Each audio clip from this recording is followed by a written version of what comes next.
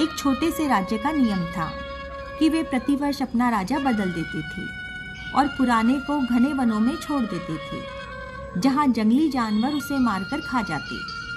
एक दिन उस राज्य में एक साधु स्वभाव का व्यक्ति आया। राज्य के लोगों ने उस व्यक्ति को अपना राजा बनने का आग्रह किया। वह मान गया। उसका राज्याभिषेक किया गया। राजा सिंहासन पर बैठा और महामंत्री से बोला कि मुझसे पहले जितने भी राजा हुए हैं, मैं उनसे मिलकर उनसे राजकार्य का अनुभव ग्रहण करना चाहता हूँ। मंत्री ने बताया कि इस राज्य का नियम है कि वर्ष के अंत में राजा को घने जंगलों में छोड़ दिया जाता है, जहाँ हिंसक जीव उसे मारकर खा लेते हैं।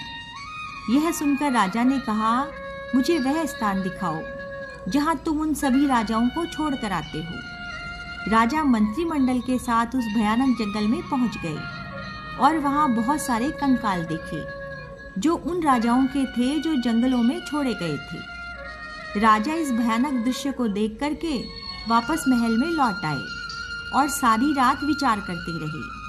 प्रातःकाल महामंत्री को बुलवाया और कहा कि महल से उस जंगल तक सुंदर सड़क बनवाओ, नहर खुदवाओ और बाग उपवन तथा चारों ओर फसलें उगवाओ।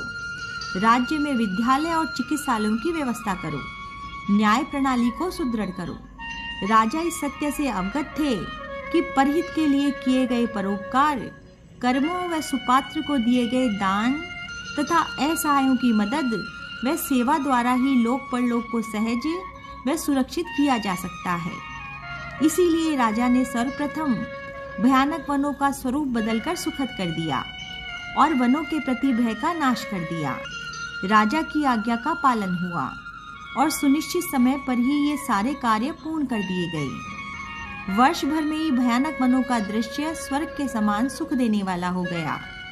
राज्य में सभी नागरिक धर्मपरायणता से रहते थे। राजा की सुंदर नीतियों से राज्य प्रगति पथ पर अग्रसर था।